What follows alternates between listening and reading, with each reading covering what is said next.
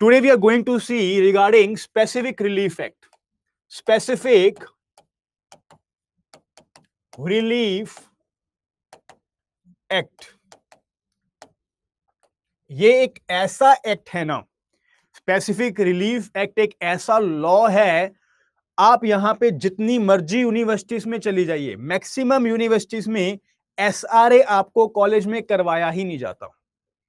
Specific relief act जो आपका यहाँ पे सब्जेक्ट है, बहुत सारी यूनिवर्सिटीज में, कॉलेजेस में एलएलबी के एग्जाम देते टाइम आपको इस सब्जेक्ट के रिगार्डिंग कभी कुछ नहीं पता लगता।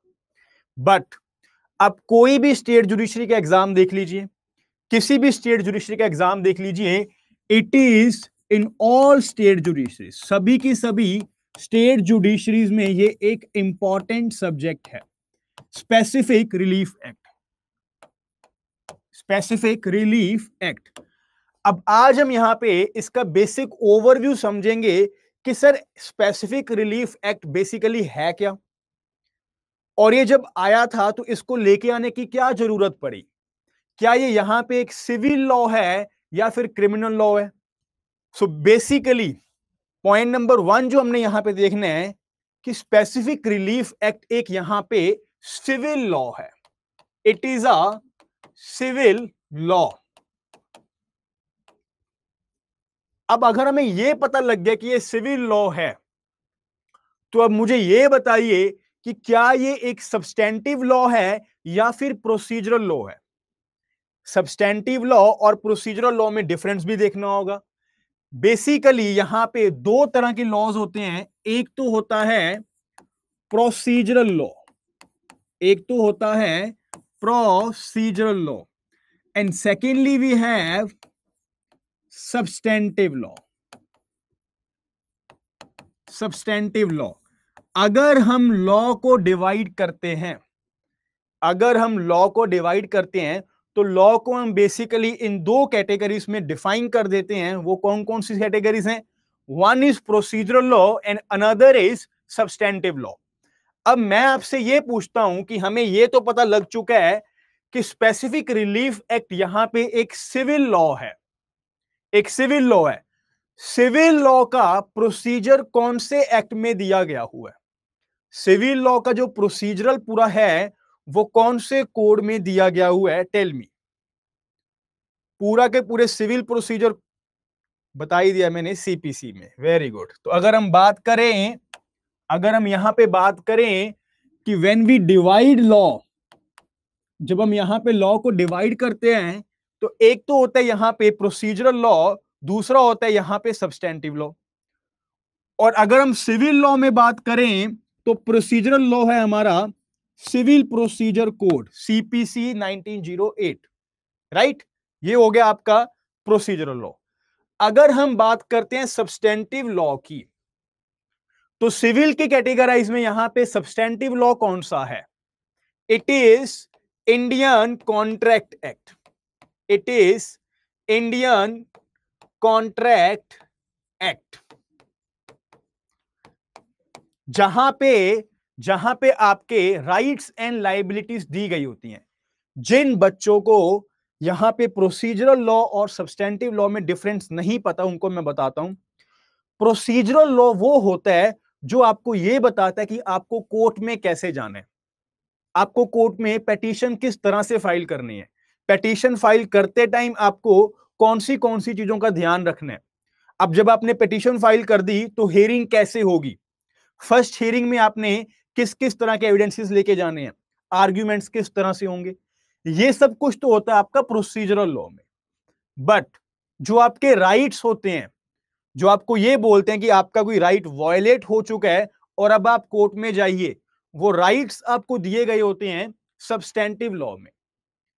अगर मैं बात करूं इंडियन कॉन्ट्रैक्ट एक्ट की, तो अगर मैं सिंपल सी एक एग्जांपल लूं कि यहां पे मेरा एक कॉन्ट्रैक्ट है आपके साथ, एक कॉन्ट्रैक्ट है मेरा आपके साथ, और वो कॉन्ट्रैक्ट मैंने ब्रीच कर दिया, तो क्या आपके पास एक राइट नहीं था कि यहां पे मैं वो कॉन्ट्रैक्ट को परफॉर्म करूं? बताइए मुझे, आपके पास वो राइट था या कि नहीं था कि सर ने हमारे साथ ये एक कॉन्ट्रैक्ट किया था बट अब सर ने वो ब्रीच कर दिया? ये राइट था ना आपके पास। जैसे ये मैंने राइट यहां पे ये जो मैंने अपना कॉन्ट्रैक्ट को ब्रीच कर दिया, एक राइट मैंने वॉयलेट कर दिया, यानी कि आपके पास एक लीगल राइट था, आपके पास एक लीगल राइट था कि कॉन्ट्रैक्ट यहां पे कंप्लीट होना चाहिए, कि सर ने यहां पे देव सर ने हमारे साथ स्टूडेंट्स के साथ एक कॉन्ट्रैक्ट किया था। अब ये कॉन्ट्रैक्ट जब देव सर का यहां पे स्टूडेंट्स के साथ जो कॉन्ट्रैक्ट था, ये कॉन्ट्रैक्ट मैंने यहां पे ब्रीच कर दिया, ये कॉन्ट्रैक्ट मैंने यहां पे ब्रीच कर दिया, तो मतलब क्या होगा इसका, मतलब क्या होगा इसका, इट मींस यहां पे आपका जो लीगल राइट था वो यहां पे वॉयलेट हो गया। अब जैसे ही आपका लीगल राइट वॉयलेट होगा, आपके पास एक कॉज ऑफ एक्शन आ जाएगा। अब इस कॉज ऑफ एक्शन के साथ आप जाओगे कोर्ट में, आप जाओगे कोर्ट में पिटीशन फाइल करने की यहां पे हमारा पास एक लीगल राइट था, जो लीगल राइट यहां पे वॉयलेट हुआ, देव सर ने वो लीगल राइट को वॉयलेट किया और अब हम जा रहे हैं कोर्ट में, राइट। मेरा क्वेश्चन आपसे ये है कि जो ये लीगल राइट था वो आपको कौन से एक्ट में मिला, ये लीगल राइट आपको कौन से एक्ट में मिला, क्या ये आपको सीपीसी में मिला या फिर इंडियन कॉन्ट्रैक्ट एक्ट में मिला। तो ये जो आपका राइट था वो आपको कहां पे मिला, कॉन्ट्रैक्ट एक्ट में मिला। यानी कि सब्सटेंटिव लॉस कौन से होते हैं, जहां पे राइट्स एंड लायबिलिटीज यहां पे दी गई होती हैं, जहां पे पार्टीज की राइट्स एंड लायबिलिटीज के बारे में दिया गया होता है। और प्रोसीजरल लॉ को कब क्या होता है कि जब आपका वही राइट वॉयलेट हो जाए, आपका जब वो राइट वॉयलेट हो जाए, तो अब आप यहां पे कोर्ट में कैसे आओगे वो आपको बताता है प्रोसीजरल लॉ, यानी कि CPC, civil procedure code. Clear हुई यहां तक बात।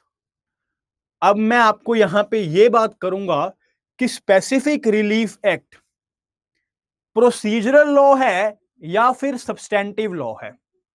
स्पेसिफिक रिलीफ एक्ट यहां पे एक ऐसा लॉ है जिसके रिगार्डिंग आपको प्रीलिम्स में ये क्वेश्चन बार बार पूछा जाता है कि एसआरए एक सब्सटेंटिव लॉ है या फिर प्रोसीजरल लॉ है। ये क्वेश्चन आपसे बार बार पूछा जाता है। अब हम बात करते हैं कि सर एक्चुअली हमें पहले ये बताइए कि एसआरए की जो ये स्पेसिफिक रिलीफ एक्ट है ये होता क्या है, उसके बाद हम आंसर करेंगे आपकी बात का कि ये प्रोसीजरल लॉ है या फिर एक सब्सटेंटिव लॉ है, राइट। चलो जी, अब हम ये बात करते हैं कि ए और बी का एक कॉन्ट्रैक्ट है, ए और बी का एक कॉन्ट्रैक्ट है। अब ये कॉन्ट्रैक्ट यहां पे ब्रीच हो गया, ये कॉन्ट्रैक्ट यहां पे ब्रीच हो गया। जब कॉन्ट्रैक्ट ब्रीच हुआ तो ए ने बी के अगेंस्ट एक सिविल सूट फाइल कर दिया, ए ने बी के अगेंस्ट एक सिविल सूट फाइल कर दिया। अब इस सूट में इंडियन कॉन्ट्रैक्ट एक्ट में ये उसने सूट फाइल किया कि मेरा एक कॉन्ट्रैक्ट था वो इसने ब्रीच कर दिया। अब इस सूट में मैक्सिमम टू मैक्सिमम क्या रिलीफ मिल सकता है ए को, बताइए मुझे। अगर इसके पूरी हेयरिंग जब हो गई, इसकी यहां पे पूरी हेयरिंग हो गई और ए ने यहां पे ये केस जीत लिया, कोर्ट ने बोल दिया कि बी ने ये कॉन्ट्रैक्ट ब्रीच किया है, बी ने ये कॉन्ट्रैक्ट ब्रीच किया है, ए के फेवर में ये डिसीजन आ चुका है। बट कोर्ट यहां पे उसको क्या देगा, इंडियन कॉन्ट्रैक्ट एक्ट में ये सूट फाइल किया गया है तो कोर्ट यहां पे उसको क्या देगा, कोर्ट यहां पे उसको अवॉर्ड करेगा डैमेजेस या फिर कॉम्पेंसेशन भी आप इसको बोल सकते हो, कि कोर्ट आपको यहां पे ए को डैमेजेस दे देगा, ए को यहां पे डैमेजेस दे देगा कि चलो कोई बात नहीं, बी अपना कॉन्ट्रैक्ट फुलफिल नहीं कर रहा है, बी को अपना कॉन्ट्रैक्ट फुलफिल करना चाहिए था, वो गलत है, बट वो अपना कॉन्ट्रैक्ट फुलफिल नहीं कर रहा है, तो हम आपके लिए एक डिसीजन दे देते हैं कि आपको यहां इतनी कॉम्पेंसेशन या फिर इतनी डैमेजेस मिल जाएंगी, और ये यहां पे ये डैमेजेस और कॉम्पेंसेशन लेके अपने घर चला जाएगा, वो अपने घर चला जाएगा। बट ये राइट आपको कहां मिला? ये राइट आपको मिला इंडियन कॉन्ट्रैक्ट एक्ट में। अगर इसी केस में ए ने ये देखा कि यार डैमेजेस मिलने से मुझे यहां पे प्रॉपर रिलीफ नहीं मिला, इंडियन कॉन्ट्रैक्ट एक्ट में मुझे यह बताया हुआ था कि मैं डैमेजेस क्लेम कर सकता हूं, मैंने डैमेजेस क्लेम कर लिए, बट यहां पे ए अनसेटिस्फाइड है, ए यहां पे अनसेटिस्फाइड है कि मैंने पहले बी के साथ एक कॉन्ट्रैक्ट किया, मैंने 2 से 3 साल यहां पे एक काम भी किया उस कॉन्ट्रैक्ट को फुलफिल करने का, बट लेटर ऑन हुआ क्या, इतनी मेहनत करने के बाद भी बी ने वो कॉन्ट्रैक्ट ब्रीच कर दिया। अब यहां पे जब मैं कोर्ट में गया तो कोर्ट ने डिसीजन भी मेरे फेवर में ही दिया, बट वो डिसीजन में आपको मिल क्या रहे, सिर्फ और सिर्फ डैमेजेस। तो ये जब घर पे आया इसको लगा कि मैं तो अनसेटिस्फाइड हूं, मुझे यहां पे जो रिलीफ चाहिए था वो ये था कि ये जो कॉन्ट्रैक्ट था वो फुलफिल होना चाहिए। क्या होना चाहिए? कि जो आपने यहां पे कॉन्ट्रैक्ट किया था, आप बी को ये बोलो कि वो कॉन्ट्रैक्ट अपना पूरा करे, उस कॉन्ट्रैक्ट की परफॉर्मेंस होनी चाहिए, मुझे डैमेजेस नहीं चाहिए, मैं सिर्फ पैसे लेके घर नहीं जाना चाहता, मैं चाहता हूं कि ये कॉन्ट्रैक्ट पूरा फुलफिल हो। बट ये राइट इंडियन कॉन्ट्रैक्ट एक्ट में तो आपके पास है ही नहीं, इंडियन कॉन्ट्रैक्ट एक्ट में तो आपके पास ये राइट है ही नहीं कि आप जाके ये बोलो कि मुझे ये कॉन्ट्रैक्ट फुलफिल करके दो। मैक्सिमम टू मैक्सिमम आप क्या कर सकते थे, सिर्फ और सिर्फ डैमेजेस ले सकते थे। उसी कारण जब आपके कॉन्ट्रैक्चुअल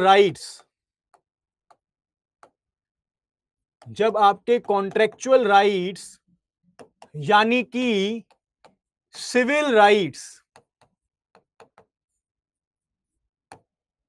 जब फुलफिल नहीं होते हैं, जब आपके कॉन्ट्रैक्चुअल राइट्स यानी कि सिविल राइट्स फुलफिल जब नहीं होते हैं, उसके लिए यहां पे पार्लियामेंट को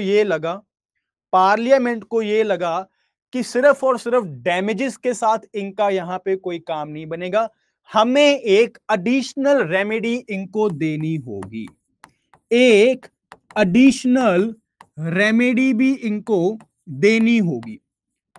इंडियन कॉन्ट्रैक्ट एक्ट में आप सिर्फ और सिर्फ डैमेजेस क्लेम कर सकते थे, बट ये डैमेजेस क्लेम करने से आपका घर तो नहीं बैठेगा।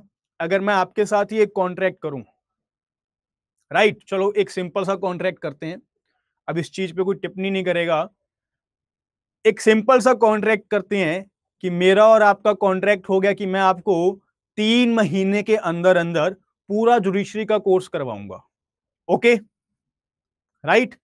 और आपने मुझे बोल दिया कि सर आप 3 महीने में पूरा जुडिशरी का कोर्स करवा दीजिए, ये पकड़ीजिए पैसे, फीस आप सब लोगों ने मुझे पहले ही दे दी, आप सब लोगों ने मुझे पहले ही फीस दे दी कि सर ना हमारे फेवरेट हैं, शायद हूं कि नहीं हूं तो मुझे पता नहीं है, बट आप लोगों ने मुझे पहले ही फीस दे दी कि सर ने 3 महीने के अंदर अंदर पूरे जुडिशरी का कोर्स करवा देंगे, मैंने भी सारे पैसे ले लिए। बट जब यहां पे मैं पढ़ाने लगा आपको, तो मैं बीच में छुट्टियां ले रहा हूं, मैं कोर्स करवा नहीं रहा हूं, मेरी नीयत बदल गई, मैंने देखा कि पैसे तो मेरे पास आ चुके हैं, अब यहां पे अपने आप पढ़ते रहेंगे, तो मैं क्या कर रहा हूं, मैं कॉन्ट्रैक्ट को ब्रीच कर रहा हूं कि नहीं कर रहा हूं, मैं कॉन्ट्रैक्ट को ब्रीच कर रहा हूं कि नहीं कर रहा हूं, टेल मी। चलो जी, अब यहां पे आप चले गए कोर्ट में, कोर्ट में जाके आपने बोला कि मोंगा सर ने हमारे साथ कॉन्ट्रैक्ट किया था बट पढ़ा नहीं रहे हैं, और कोर्ट ने मुझे बोल दिया कि आप इनकी फीस वापस कीजिए, क्योंकि इंडियन कॉन्ट्रैक्ट एक्ट में क्या था कि आप ज्यादा से ज्यादा डैमेजेस ले सकते हो, आप इनकी फीस वापस कीजिए।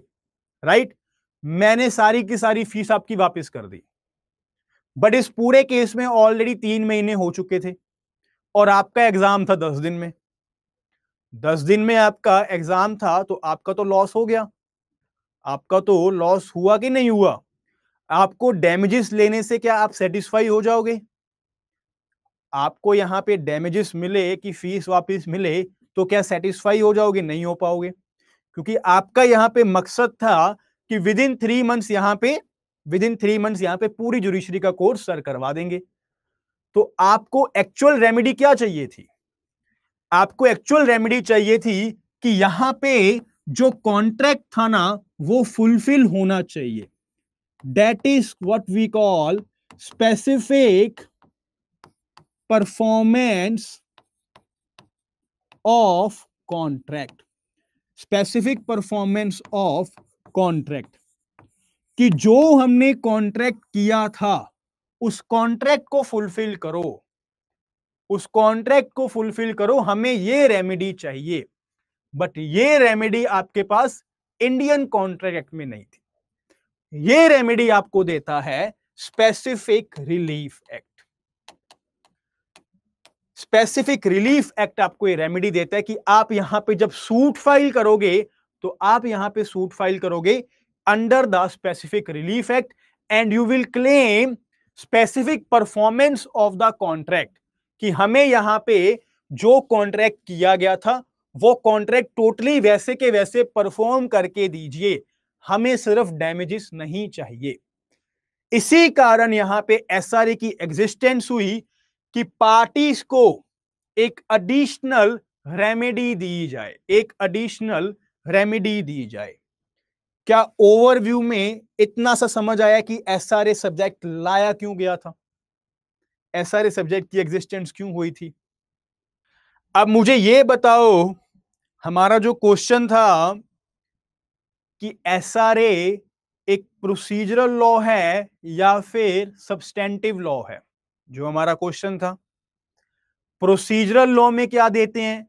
प्रोसीजरल लॉ में हमें बताया जाता है कि आपको कोर्ट में कैसे जाना है, कोर्ट में जाके आपको किस तरह की पिटीशन फाइल करनी है, किस तरह से आप अपील फाइल करोगे, ये सब कुछ। राइट, बट अगर हम बात करें सब्सटेंटिव लॉज की, वहां पे हमारे राइट्स दिए गए होते हैं। तो क्या एसआरए में आपको कोई राइट दिया गया है? एसआरए में आपको कोई राइट दिया गया है या नहीं दिया गया? Tell me. एसआरए में आपको कोई राइट दिया गया है या फिर नहीं दिया गया? क्या दिया गया आपको एसआरए में? एसआरए में आपको यहां पे प्रोवाइड की गई है additional remedies, additional remedies.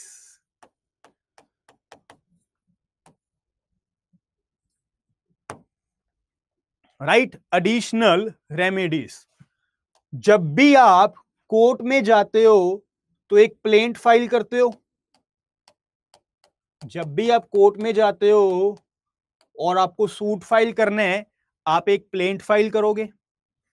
Plaint जाके वहां पे दोगे कि मेरा एक लीगल राइट था, मेरा ये एक लीगल राइट था जो वायलेट हो चुका है, इस कारण मुझे ये करके ये रिलीफ दे दीजिए।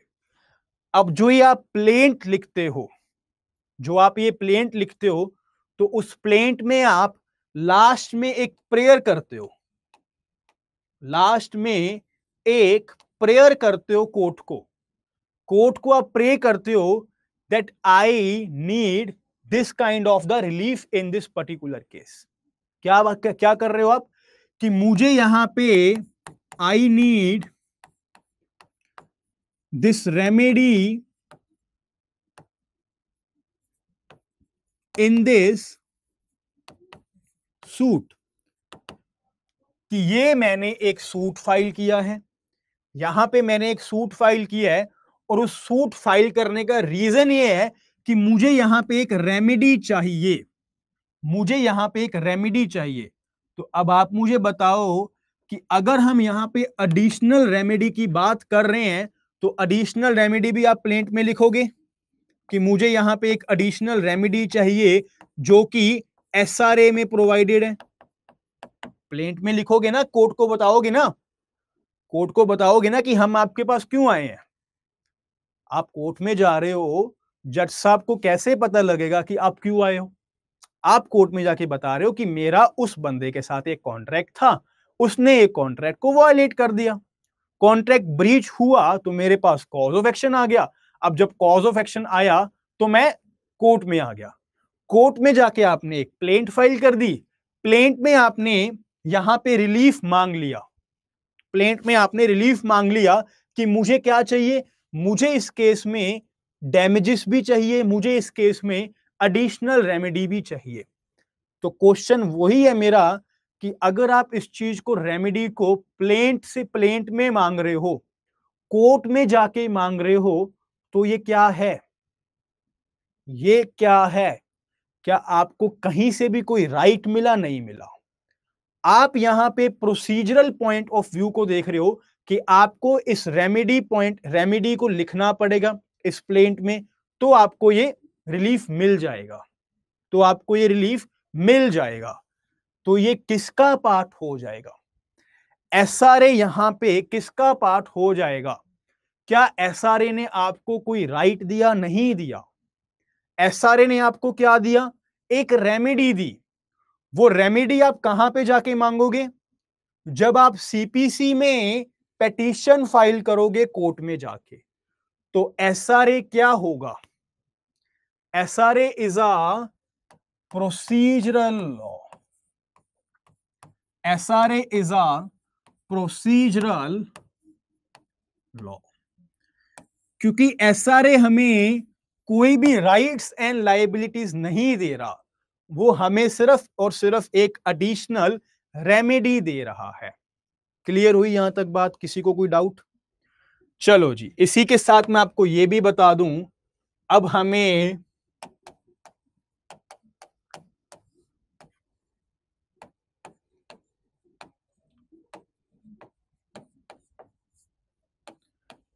एसआरए का पता लग चुका है कि जनरली एसआरए क्या है। जनरली एसआरए है procedural law, procedural law. But SRA में ना एक सेक्शन दिया गया हुआ है, सेक्शन नंबर 6, सेक्शन नंबर 6 दिया गया हुआ है, जहां पे बात करते हैं रिकवरी ऑफ पोजेशन की। आपको इतना नहीं समझना अभी, अभी आप ओवरव्यू में हो। आपको ये देखना है कि एक रिकवरी ऑफ पोजेशन की बात की गई हुई है कि अगर आपकी जमीन, अगर आपकी लैंड जिसके ऊपर टाइटल आपका है, जिसके ओनर आप हो, अगर वो लैंड कोई और आपसे ले गया, आपको डिस्पोजेशन कर दिया। एग्जांपल ही दे रहा हूं, मान लीजिए ये एरिया मेरा है, ओके, और ये एरिया मेरा ही है, ये एरिया मेरा है, ऑलराइट। अभी यहां पे कोई आए और वो मुझे पकड़ के बाहर ले जाए कि आज से ये जगह मेरी हो जाएगी, आपकी ही रहेगी, आज से ये सारा का सारा जो एरिया है, जो लैंड है, वो उसकी हो जाएगी। मुझे उसने क्या कर दिया? मुझे उसने क्या कर दिया?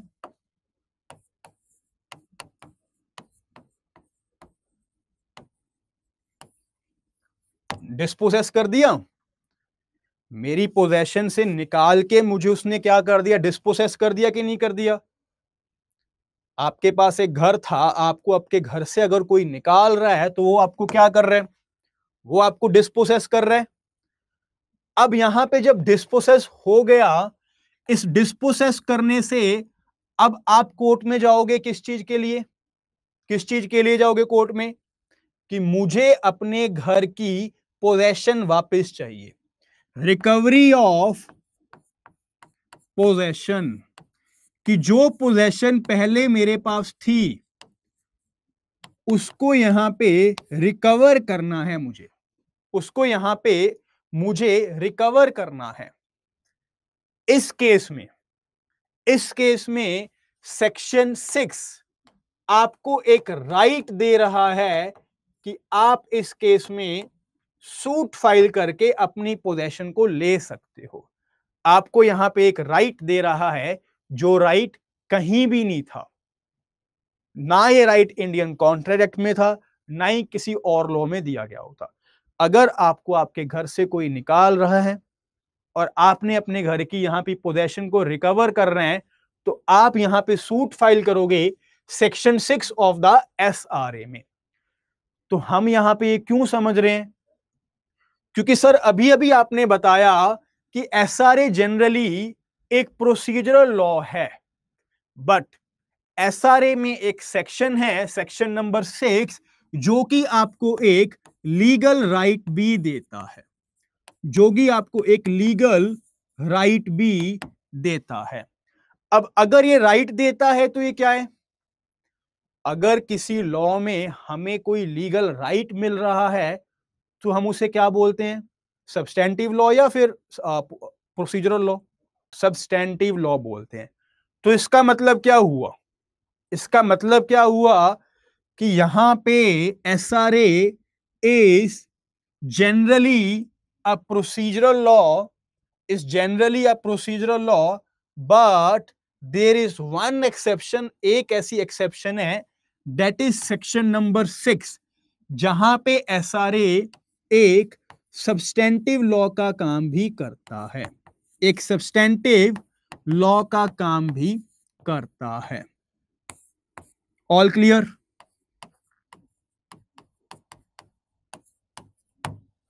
All clear everyone? अभी आपको सेक्शन 6 नहीं समझना, सेक्शन 6 अभी आपको समझना नहीं है, आपको सिर्फ ये जानना है कि जनरली अगर हम एसआरए की बात करते हैं तो एसआरए एक प्रोसीजरल लॉ है, बट एसआरए में एक सेक्शन दिया हुआ है, सेक्शन नंबर 6, जहां पे हमें एक लीगल राइट भी मिला हुआ है, जिस कारण हम एसआरए को क्या बोल देते हैं कि ये सब्सटेंटिव लॉ भी थोड़ा सा देता है, कि ये यहां पे सब्सटेंटिव लॉ का प्रोविजन भी यहां पे देता है, राइट? अभी सेक्शन 6 के अंदर डेप्थ में नहीं जाना, आपने सिर्फ ओवरव्यू समझना है। ऑलराइट, मोहन मनचंदा जी, बेसिकली आपका आंसर कर देता हूं मैं। सेक्शन 6 में इमूवेबल प्रॉपर्टी की बात होती है, बट अभी आपको इसमें जाना नहीं है। क्लियर? तो आप जब यहां पे प्रीलिम्स में जब आपको ये क्वेश्चन आएगा कि एसआरए एक प्रोसीजरल लॉ है, सब्सटेंटिव लॉ है, या फिर बोथ, तो क्या आंसर करोगे? अगर प्रीलिम्स में आपको ये क्वेश्चन आता है कि SRA is a procedural law, SRA is a substantive law, and option number 3 is both, तो आंसर क्या दोगे? आंसर क्या दोगे? आपने आंसर ये कहां पे देना है? As per the prelims, prelims के अकॉर्डिंगली पूछ रहा हूं मैं। प्रीलिम्स के अकॉर्डिंग जब भी आप आंसर देते हो, जब भी आप आंसर देते हो प्रीलिम्स में, तो जनरली जो यहां पे जिस तरह से उस लॉ को कैटेगराइज किया गया होता है, जनरली कि एक्चुअली में बाहर से देखने से वो लॉ क्या है? वो क्या है? It is a procedural law. जब भी आप यहां पे प्रीलिम्स की बात करोगे तो प्रीलिम्स में आप आंसर करके आओगे इसका प्रोसीजरल लॉ, बट वहीं पे अगर मेंस में आपको ये क्वेश्चन आ जाए तो आप क्या करोगे? तब आप यहां पे पूरा का पूरा लॉ समझा के आओगे कि अगर हम बात करते हैं जनरली, तो जनरली ये एक प्रोसीजरल लॉ है, बट सेक्शन 6 है जो एक एक्सेप्शन है, जिस कारण ये एक सब्सटेंटिव लॉ भी बन जाता है, जिस कारण ये एक सब्सटेंटिव लॉ भी बन जाता है। क्लियर हुई बात? अब ये जो मैंने आपको बताई है ना चीज, इसको याद रखना आप लोगों को, इसको याद रखना है, क्योंकि प्रीलिम्स में आपको ये क्वेश्चन बहुत बार पूछा जाता है कि एसआरए प्रोसीजरल लॉ है या फिर सब्सटेंटिव लॉ है।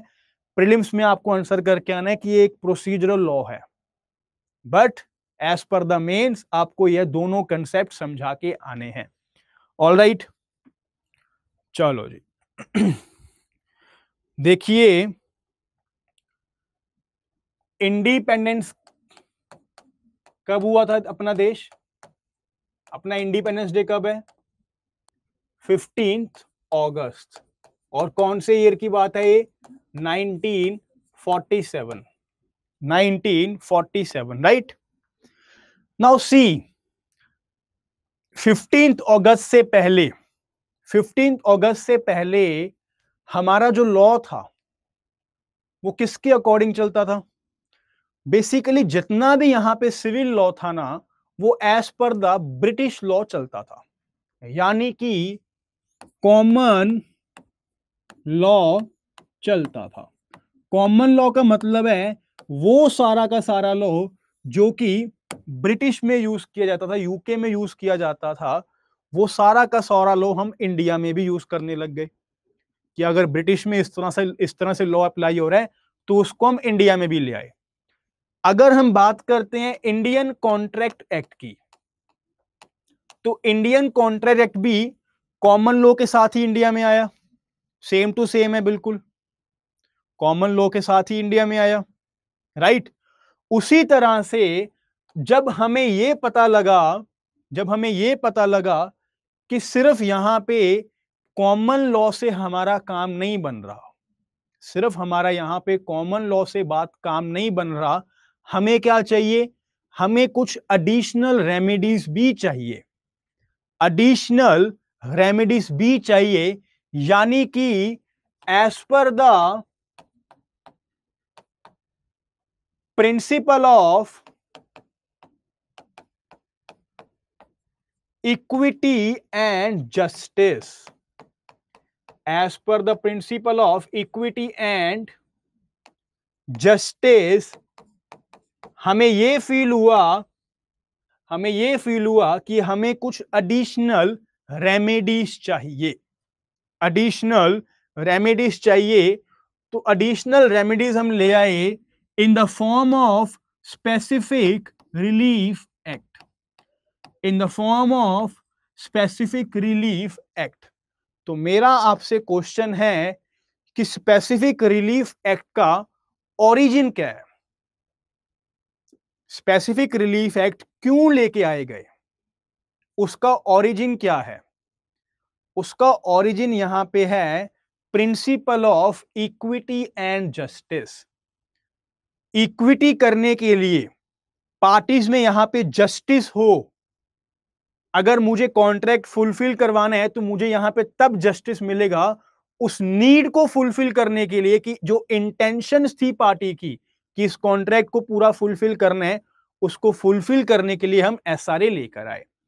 That is the origin of SRA. ये है आपका ओरिजिन ऑफ एसआरए, की इस कारण एसआरए लॉ बनाया गया है, इस कारण एसआरए बनाया गया है। क्लियर हुई यहां पे बात? Now we are going to talk about a situation, एक सिचुएशन की बात करेंगे। ऑल राइट, ए और बी का एक कॉन्ट्रैक्ट हुआ, ए और बी का एक कॉन्ट्रैक्ट हुआ, बी ने ये कॉन्ट्रैक्ट ब्रीच कर दिया, बी ने ये कॉन्ट्रैक्ट को ब्रीच कर दिया है। अब ए ने बी के अगेंस्ट सूट फाइल कर दिया, ए ने बी के अगेंस्ट एक केस फाइल कर दिया। अब अगर ए को चाहिए डैमेजेस, कि जो इसने ये कॉन्ट्रैक्ट को ब्रीच किया है उसके बदले मुझे कुछ डैमेजेस चाहिए, तो आप ये सूट कौन से एक्ट में फाइल करोगे? बताओ मुझे, आप ये सूट कौन से एक्ट में फाइल करोगे? बताओ मुझे।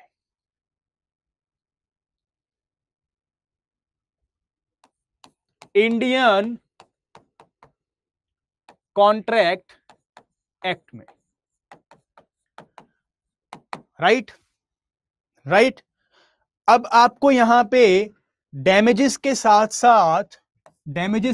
साथ कोई एडिशनल रेमेडी भी चाहिए, एडिशनल रेमेडी भी चाहिए। हम अज्यूम कर लेते हैं specific performance of contract, specific performance of contract, कि आपको ये भी चाहिए।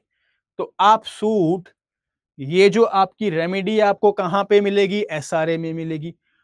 But whenever you file the suit, जब भी आप सूट फाइल करते हो तो आप डैमेजेस तो मांगते ही हो ना, डैमेजेस तो मांगते ही हो, राइट? इसके लिए आपको एसआरए में सूट फाइल करना पड़ेगा। बट बेसिकली आप क्या कर रहे हो? आप अपनी पिटीशन में लिख रहे हो कि हमें इंडियन कॉन्ट्रैक्ट से यहां पे डैमेजेस चाहिए और एडिशनल रेमेडी चाहिए from the specific relief act. तो आपको ये सूट स्पेशली एसआरए में भी फाइल करना पड़ेगा, स्पेशली एसआरए में भी फाइल करना पड़ेगा। मैं आपको ये बात इसलिए समझा रहा हूं कि अगर आपने ये सूट फाइल कर दिया और इस सूट में आपने लिख दिया कि आपको डैमेजेस चाहिए, आपने अपनी प्रेयर में लिख दिया कि आपको डैमेजेस चाहिए, और जब यहां पे कोर्ट का डिसीजन आना था, पूरे ट्रायल के बाद जब यहां पे कोर्ट का डिसीजन आना था, तो कोर्ट ने देखा कि मैं आपको स्पेसिफिक परफॉर्मेंस ऑफ कॉन्ट्रैक्ट भी दे सकता था, मैं आपको स्पेसिफिक परफॉर्मेंस ऑफ कॉन्ट्रैक्ट भी दे सकता था। इस केस के फैक्ट्स के अकॉर्डिंग आपको स्पेसिफिक परफॉर्मेंस मिल जाती, बट आपने वो रिलीफ मेरे से मांगा ही नहीं। तो क्या कोर्ट यहां पे खुद चल के आपको स्पेसिफिक परफॉर्मेंस दे सकता है या नहीं दे सकता?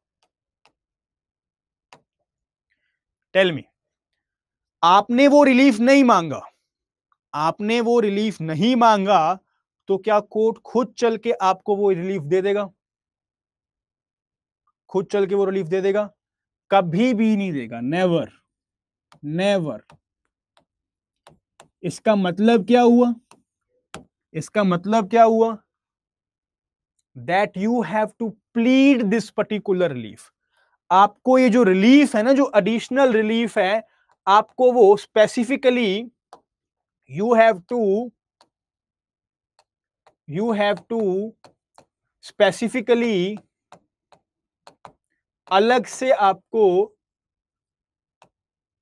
फाइल करनी पड़ेगी एक plea for this additional remedy, for this additional remedy. अगर आपने अपनी पिटीशन में, अपनी प्रेयर में ये रिलीफ नहीं मांगा, तो कोर्ट आपको ये रिलीफ कभी भी नहीं देगा। इसमें मैं आपको ये बोल रहा हूं, अगर आप एक कोर्ट हो, आप जज बन चुके हो, आपके पास कोई केस आया, आपने वो केस की पूरी हियरिंग कर ली, राइट आकांक्षा? आप जज हो और आप जज बनोगे भी, जल्दी बन जाओगे, और आपने उसकी पूरी की पूरी हियरिंग कर ली। लेटर ऑन जब आपने यहां पे डिसीजन देना था, तो आपको लगा कि as per the facts and the circumstances of this case, इनको मैं यहां पे एक एडिशनल रेमेडी भी दे सकती थी, जो कि स्पेसिफिक रिलीफ एक्ट में है। अगर ये स्पेसिफिक रिलीफ एक्ट में केस फाइल करते और वहां पे लिखते कि मुझे ये रेमेडी भी चाहिए, तो मैं इसको दे सकती थी इस फैक्ट्स के, इस केस के फैक्ट्स के अकॉर्डिंग। बट वो बंदे ने आपसे वो रिलीफ मांगा नहीं है, तो क्या आप इतने दयालु बन जाओगे कि खुद चल के उसको रेमेडी दे दोगे? कि जब भी आपको स्पेसिफिक रिलीफ एक्ट में से कोई रिलीफ चाहिए, तो आपको अलग से प्ली फाइल करनी पड़ती है कि मैं स्पेसिफिक रिलीफ एक्ट में ये रिलीफ भी लेना चाहता हूं। अगर वो रिलीफ अब आपको कोर्ट दे सकती है तभी आपको देगी, बट अगर आप नहीं मांग रहे हो तो आपको वो रिलीफ नहीं मिलेगा। क्लियर हुई बात? तो क्या एसआरए का मुकदमा अलग से फाइल करना पड़ेगा? नो। जब भी आप कोई केस फाइल करते हो, आप 2-3 सेक्शंस में इकट्ठे कर सकते हो। जैसे ही आपने केस फाइल किया, आप यहां पे इंडियन कॉन्ट्रैक्ट एक्ट और एसआरए के एक ही केस फाइल कर सकते हो, और उसी पर्टिकुलर केस में आप दोनों रिलीफ मांग रहे हो। क्लियर हुई बात? जब आपने ये पिटीशन फाइल की, तो आप पिटीशन में लिखोगे कि as per section 73 of the Indian contract act, ये यहां पे ब्रीच हुआ है, जिस कारण मुझे डैमेजेस मिलने चाहिए। और उसी आप प्रेयर में लिखोगे कि as per section 20 of the specific relief act, मुझे यहां पे स्पेसिफिक परफॉर्मेंस भी चाहिए। केस अलग अलग फाइल नहीं करोगे, केस एक ही फाइल करोगे, एक ही केस फाइल करोगे, बट उसमें आपको एक अलग से प्ली लिखनी पड़ेगी कि आप ये रेमेडी भी मांग रहे हो। क्लियर हुई बात? अगर आपने नहीं मांगा and if the court seems fit, तब नहीं मिलेगा। कोर्ट को जो मर्जी लगता रहे, अगर आप नहीं मांगोगे तो नहीं मिलेगा। All right, very good, very good. Now we are going to talk about the reliefs given in the specific relief act. Sir आपने हमें बताया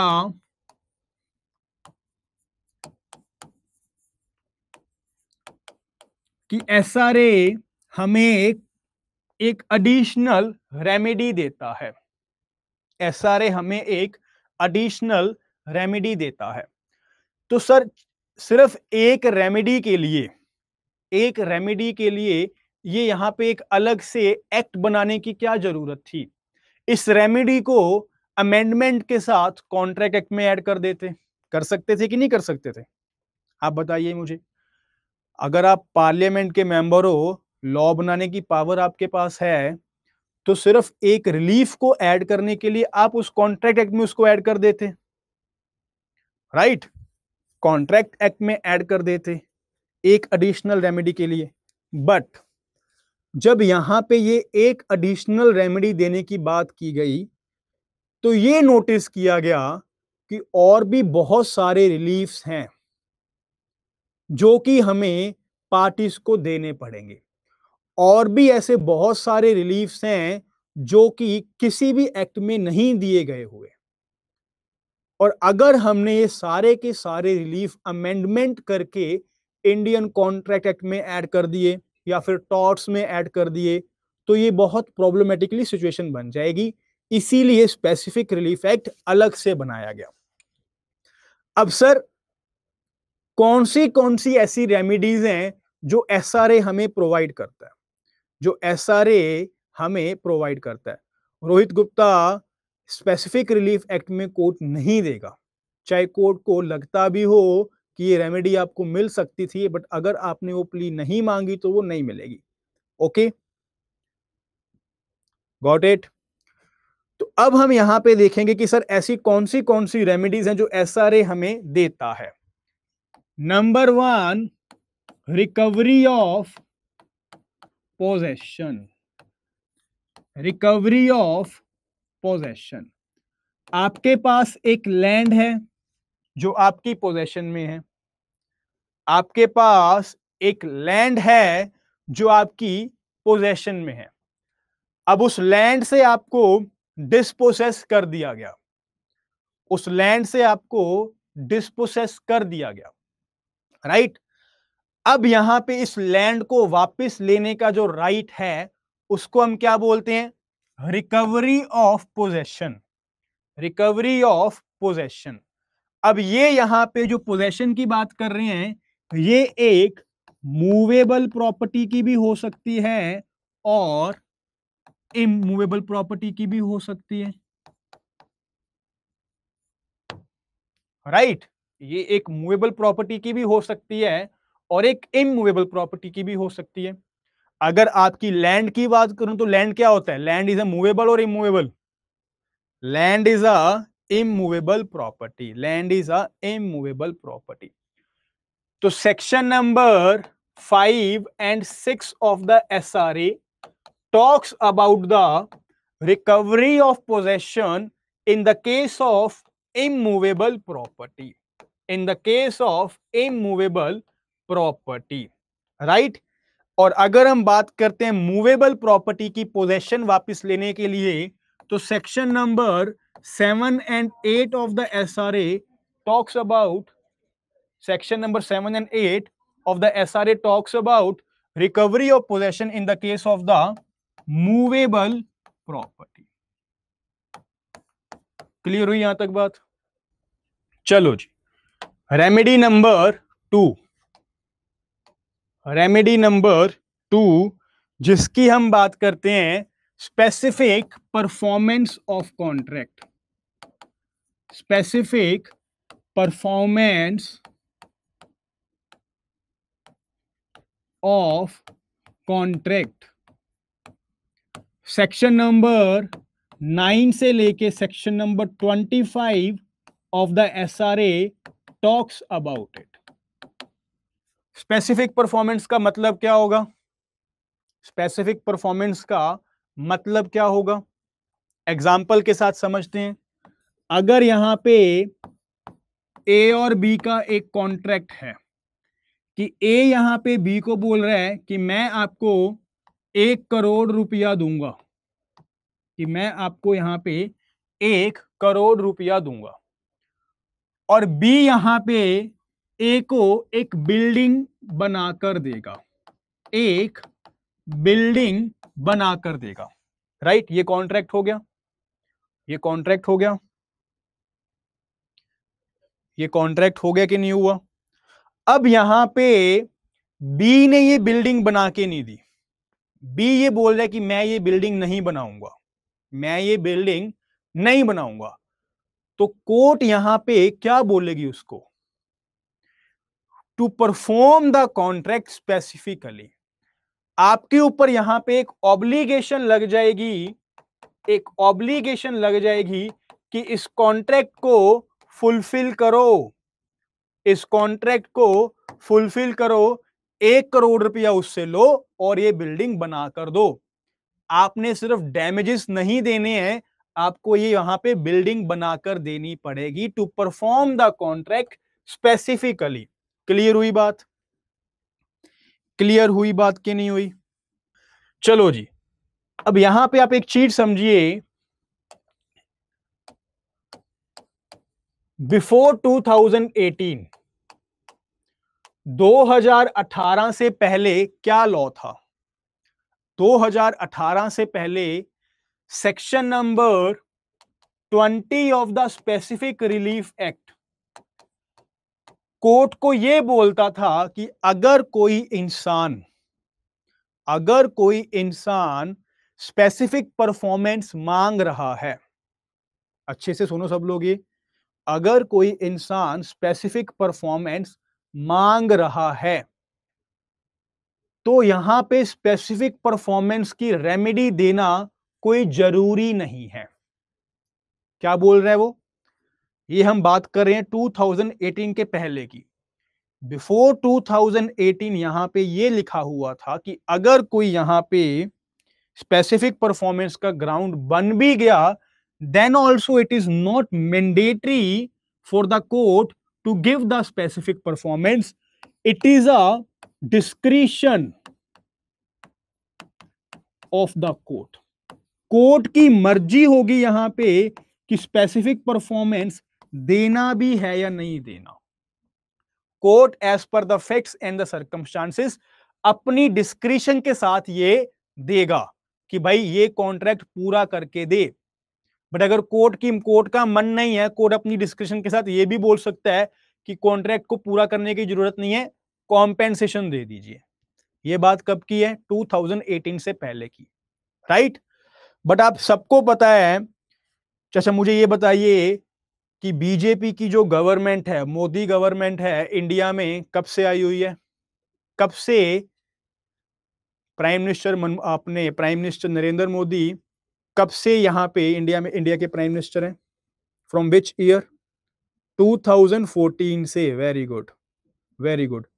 2014 26 मई को अपना रिजल्ट डिक्लेयर हुआ था। उस दिन से बीजेपी की सरकार आई थी जहां पे प्राइम मिनिस्टर नरेंद्र मोदी को प्राइम मिनिस्टर बना दिया गया था, राइट?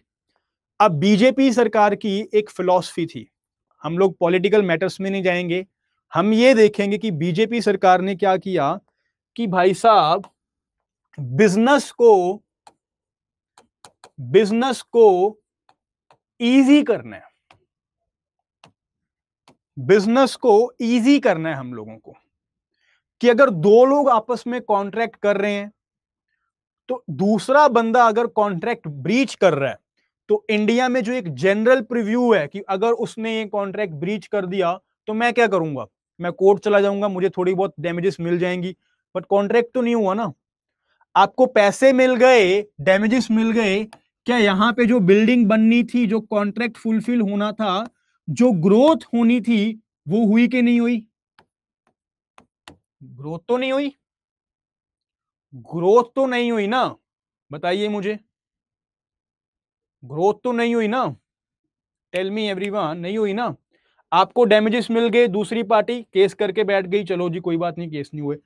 इसी के साथ साथ ये भी होता था कि जितने भी फॉरेन इन्वेस्टर्स थे, जितने भी फॉरेन इन्वेस्टर्स थे, जो बड़ी बड़ी कंपनी थी, अगर वो सोचती थी कि हम लोग इंडिया में आके एक मैन्युफैक्चरिंग प्लांट लगा लें, इंडिया में आके आईफोन को मैन्युफैक्चर किया जाए, एप्पल की कंपनी अगर सोचे कि इंडिया में आते हैं, बहुत सारी लैंड यहां पे फ्री भी है, लैंड भी यहां पे सस्ती मिल जाएगी, तो वहां पे आके एक मैन्युफैक्चरिंग का यूनिट लगाते हैं, वहां पे आईफोन बनाएंगे, इंडिया का फायदा होगा कि नहीं होगा? आईफोन सस्ता हो जाएगा, एम्प्लॉयमेंट बढ़ेगी, लोगों को नौकरियां मिलेंगी, फायदा होगा कि नहीं होगा? टेल मी, फायदा होगा कि नहीं होगा?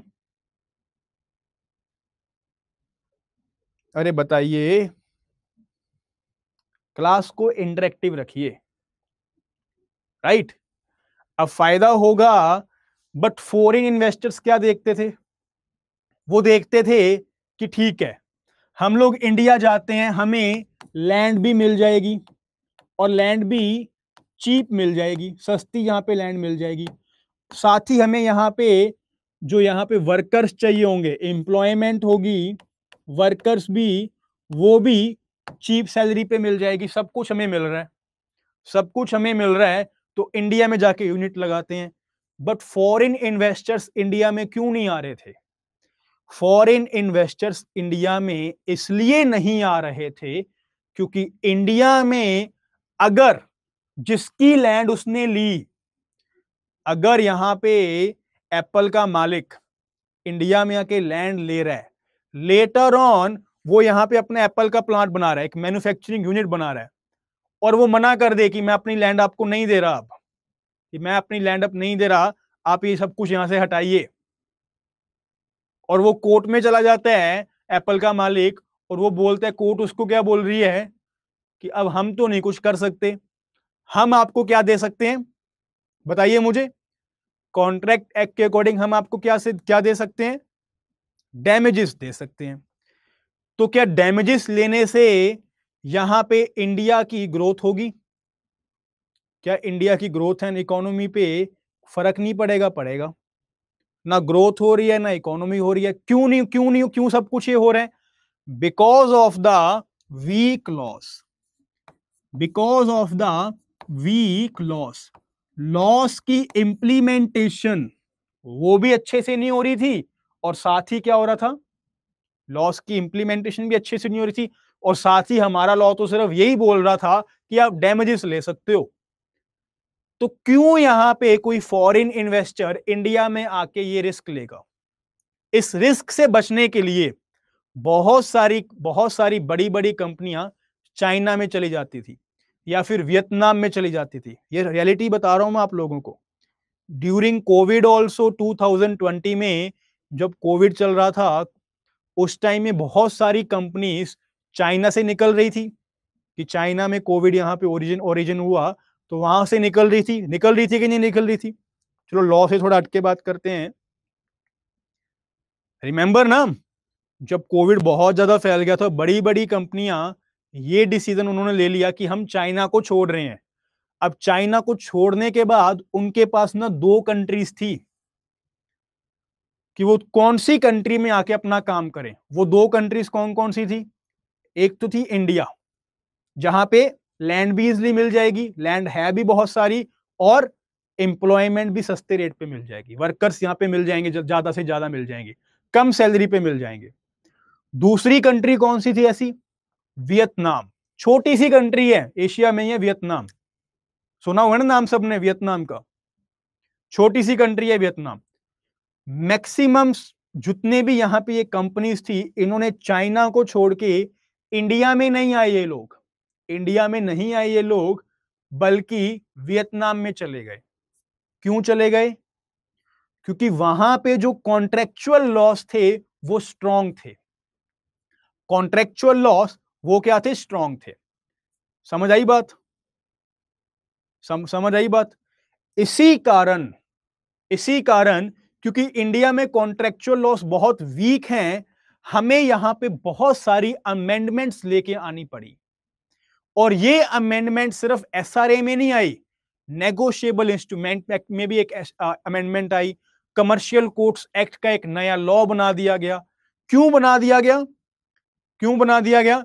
क्योंकि कॉन्ट्रैक्ट्स अगर हो रहे हैं तो वो कॉन्ट्रैक्ट्स फुलफिल होने चाहिए, वो कॉन्ट्रैक्ट यहां पे फुलफिल होने चाहिए।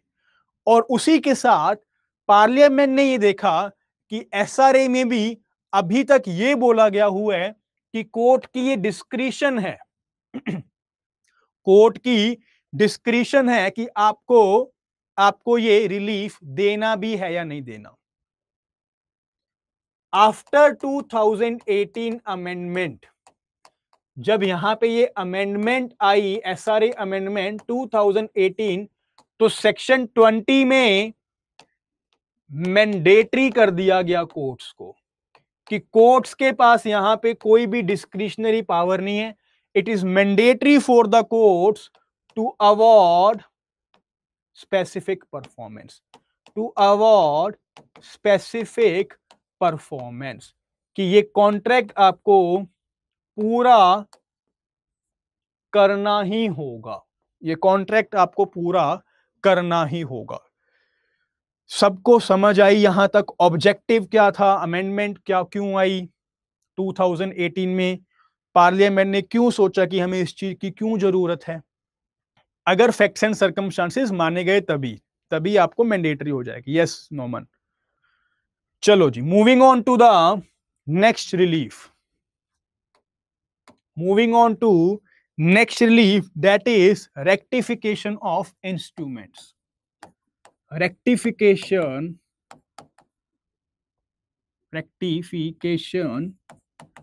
of instruments।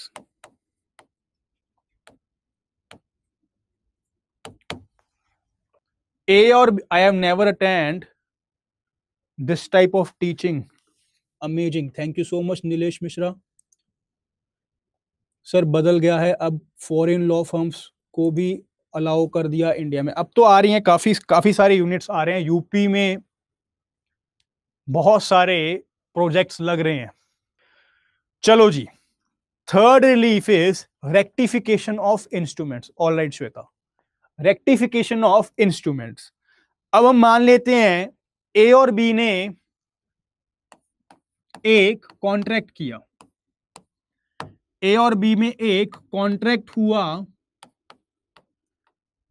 जिसमें ए ने बी को बोला कि मैं आपको 1 करोड़ रुपया दूंगा और आप अपना घर मुझे दे दोगे, आप अपना घर मुझे दे दोगे।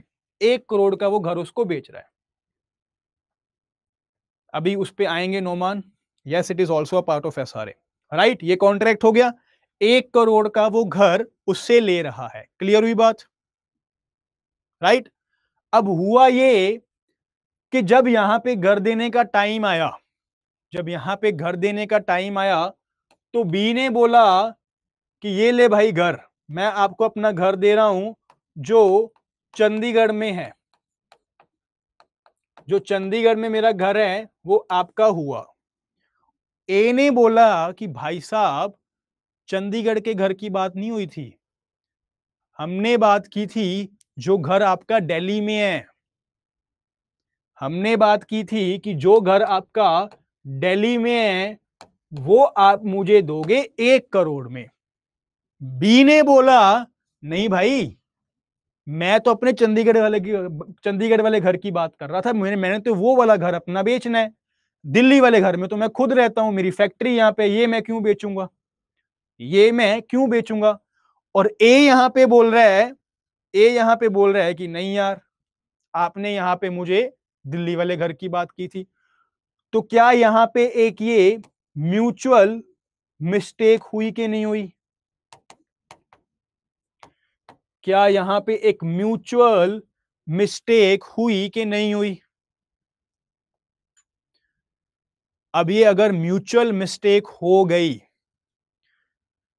चाहे तो यहां पे ये म्यूचुअल मिस्टेक है, तो चाहे यहां पे फ्रॉड हुआ हो, चाहे यहां पे कोई फ्रॉड किया गया हो और उस फ्रॉड के कारण, एक तरफ तो म्यूचुअल मिस्टेक और दूसरी तरफ फ्रॉड के कारण यहां पे इंस्ट्रूमेंट पे जिस घर की बात की गई थी उस घर का नाम नहीं लिखा, दूसरे घर का नाम लिख दिया। बट पार्टीज की जो रियल इंटेंशन थी,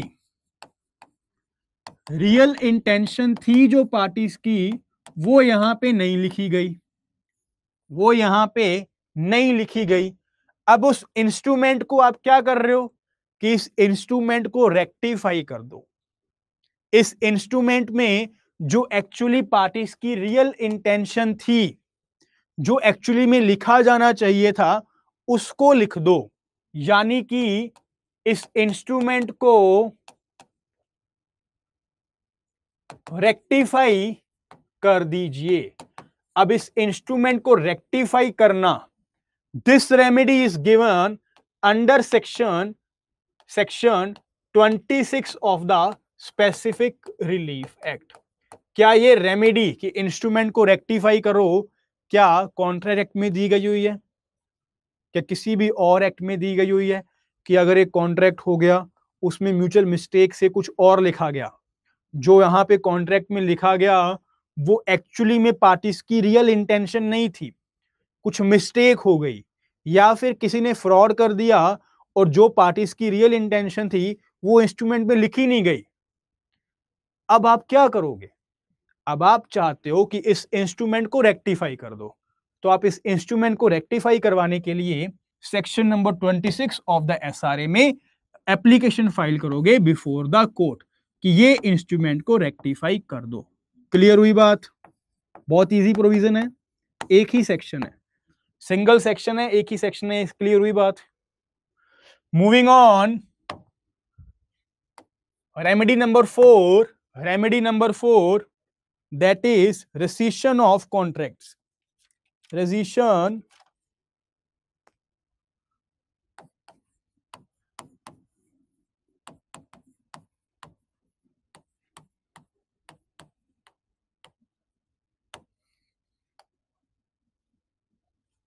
what is the meaning of the word recession? Tell me. Contract को रिसाइंड करना, rescission of the contracts, what is the meaning of the word rescind? Rescinding of the contracts क्या मतलब होता है इसका? कॉन्ट्रैक्ट को void कर देना, कॉन्ट्रैक्ट्स को वॉइड कर देना, यानी कि कॉन्ट्रैक्ट को यहां पे खत्म कर देना कि हमारा अब कोई भी कॉन्ट्रैक्ट है ही नहीं। यानी कि कॉन्ट्रैक्ट करने से पहले जो पार्टीज की पोजीशन थी, स्टेटस क्यूओ जिसको हम बोलते हैं, स्टेटस क्यूओ ऑफ द पार्टीज की जो पोजीशन थी before entering into the contract, उसी यहां पे सेम सिचुएशन पे ले आना कि अब हमें इस तरह से आगे बढ़ना है कि हमारा कोई कॉन्ट्रैक्ट नहीं है, क्योंकि कॉन्ट्रैक्ट को हमने रिसाइंड कर लिया है। कॉन्ट्रैक्ट को हमने रिसाइंड कर लिया है। कौन से कॉन्ट्रैक्ट को आप यहां पे रिसाइंड कर सकते हो? कौन से कॉन्ट्रैक्ट को आप रिसाइंड कर सकते हो? सी, जब यहां पे कोई कॉन्ट्रैक्ट वॉइडेबल नेचर का होता है, वॉइडेबल कॉन्ट्रैक्ट। वॉइडेबल कॉन्ट्रैक्ट क्या होता है? जब यहां पे एक पार्टी के पास ये राइट होता है कि आप इस कॉन्ट्रैक्ट को अब वॉइड डिक्लेयर करवा सकते हो। क्या डिक्लेयर कर सकते हो? नल एंड वॉइड डिक्लेयर करवा सकते हो। बट वो पार्टी को राइट क्यों मिलेगा? जब दूसरी पार्टी ने यहां पे वो कॉन्ट्रैक्ट किस तरह से लिया हो? बाय द यूज ऑफ कोएर्शन, कि आपने ए के साथ जबरदस्ती करके, आपने ए को फोर्स करके ये कॉन्ट्रैक्ट लिखवाया और उस पे उसके साइन करवा लिए। ऐसा हुआ? ए और बी ने ए और बी में एक कॉन्ट्रैक्ट हुआ जिसमें बी ने ए के साथ यहां पे जबरदस्ती की कि इस कॉन्ट्रैक्ट के ऊपर साइन करो, नहीं तो उड़ा दूंगा, नहीं तो उड़ा दूंगा। तो क्या ये कॉन्ट्रैक्ट यहां पे ए की फ्री कंसेंट के साथ हुआ? ए की फ्री कंसेंट के साथ हुआ? नहीं हुआ ना? टेल मी, ए की फ्री कंसेंट के साथ नहीं हुआ। इट मीन्स जब यहां पे इस कॉन्ट्रैक्ट की नेचर की बात की जाएगी, इस कॉन्ट्रैक्ट को हम बोलते हैं कि एक वॉइडेबल कॉन्ट्रैक्ट है। वॉइडेबल मीन्स कि जिस बंदे के साथ यहां पे फोर्स यूज की गई, that party have a right to declare this contract a void contract, कि अब यहां पे जो वॉइडेबल था उसको वो वॉइड करवा देगा। राइट राइट यानी कि अगर वो वॉइडेबल कॉन्ट्रैक्ट है तो आप कॉन्ट्रैक्ट को वापस ले लोगे, रिसाइंड कर लोगे कॉन्ट्रैक्ट को, रिसाइंडिंग ऑफ द कॉन्ट्रैक्ट्स। और जब कॉन्ट्रैक्ट को रिसाइंड कर लिया तो मतलब क्या हुआ कि जैसे ही कॉन्ट्रैक्ट करने से पहले पार्टीज की जो पोजीशन थी, पार्टीज की जो पोजीशन थी वो same to same position, status quo maintain हो जाएगा, स्टेटस क्वो मेंटेन हो जाएगा। Is it clear? Is it clear? Everyone got it? ये मैंने आपको एक एग्जांपल दिया है कि अगर कोएर्शन यूज की गई, अगर कोएर्शन यूज की गई किसी पार्टी के ऊपर तो वो वॉइडेबल कॉन्ट्रैक्ट होता है। उसी केस में अगर अनड्यू इन्फ्लुएंस का यूज किया जाए, हर्षदा दिसेल, अनड्यू इन्फ्लुएंस हो, then also it is a voidable contract. अगर उसी केस में जिस बंदे ने यहां पे कॉन्ट्रैक्ट किया वो बंदा अनसाउंड माइंड का था, अनसाउंड माइंड का था, तब भी वो कॉन्ट्रैक्ट वॉइडेबल कॉन्ट्रैक्ट होगा। समझ आ रही है बात? तब भी वो कॉन्ट्रैक्ट वॉइडेबल कॉन्ट्रैक्ट होगा। अगर उसी केस में कुछ मिस रिप्रेजेंटेशन हो जाए तब भी वो कॉन्ट्रैक्ट वॉइडेबल कॉन्ट्रैक्ट होगा। हमें क्या समझना है, हमें अभी क्या समझना है ओवरव्यू में, कि इन ऑल द केसेस जहां पे कॉन्ट्रैक्ट वॉइडेबल होता है, जहां पे एक कॉन्ट्रैक्ट वॉइडेबल कॉन्ट्रैक्ट होता है, उस केस में अब ये कॉन्ट्रैक्ट हमारे पास है। राइट मान लीजिए मेरे साथ गलत हुआ, मेरे साथ गलत हुआ, मेरे ऊपर किसी ने प्रेशर डाला और एक कॉन्ट्रैक्ट के ऊपर साइन करवा लिए, मैंने साइन कर दिए, बट वो कॉन्ट्रैक्ट क्या है? वो एक वॉइडेबल कॉन्ट्रैक्ट है, मैंने पर साइन कर दिए। राइट अब जब मेरे ऊपर कोई प्रेशर नहीं है तो मैं क्या चाहता हूं कि जो कॉन्ट्रैक्ट था ना, मैं उसको रिसाइंड करना चाहता हूं, मैं उस कॉन्ट्रैक्ट को रिसाइंड करना चाहता हूं, यानी कि खत्म करना चाहता हूं। तो इस रिसाइंड के लिए हम section 27 to section 30 of the specific relief act में ये एप्लीकेशन फाइल करके इस कॉन्ट्रैक्ट को रिसाइंड कर लेंगे।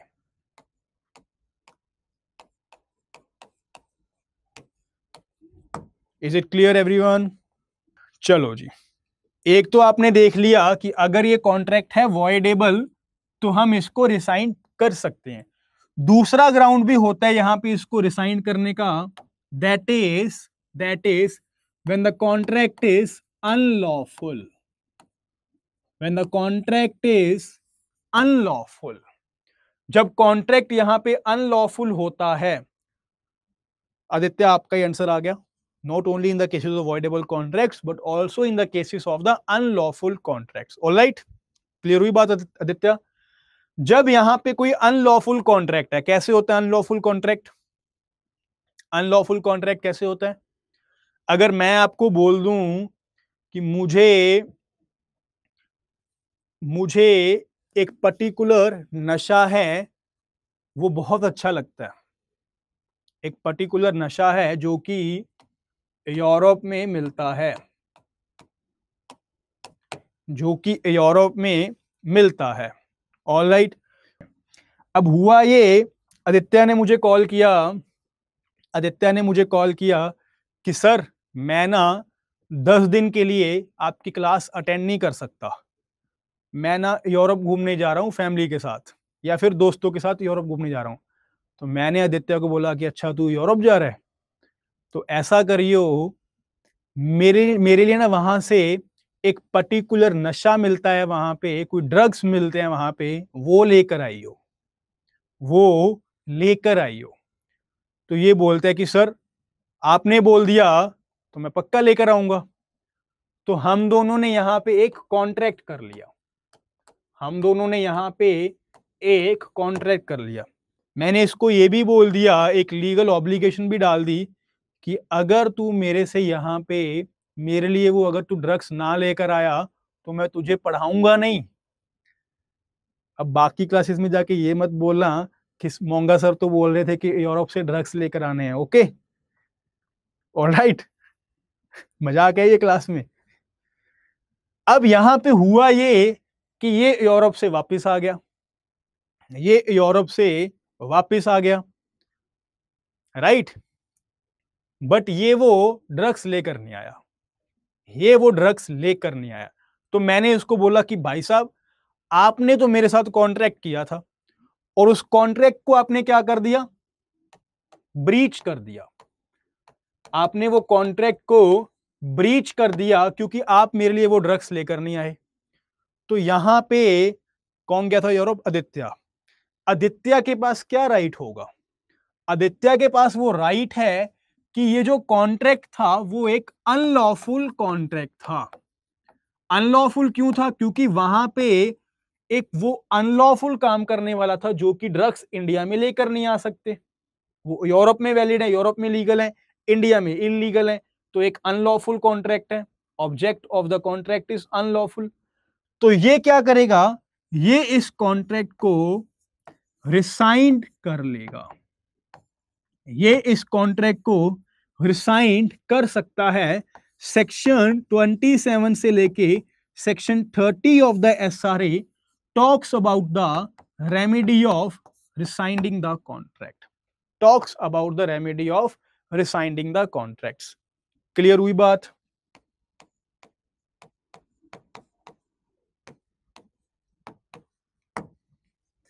रिसाइंड का मतलब होता है कि आपने कॉन्ट्रैक्ट को खत्म कर लिया। कॉन्ट्रैक्ट को खत्म कब कर सकते हो, जब कोई कॉन्ट्रैक्ट वॉइडेबल है या फिर वो कॉन्ट्रैक्ट अनलॉफुल है। कॉन्ट्रैक्ट वॉइडेबल कब होता है, सेक्शन नंबर 14 से लेके section number 18 of the Indian contract act में आपको कुछ बातें बताई गई हैं जहां पे ये लिखा गया है कि कॉन्ट्रैक्ट वॉइडेबल है।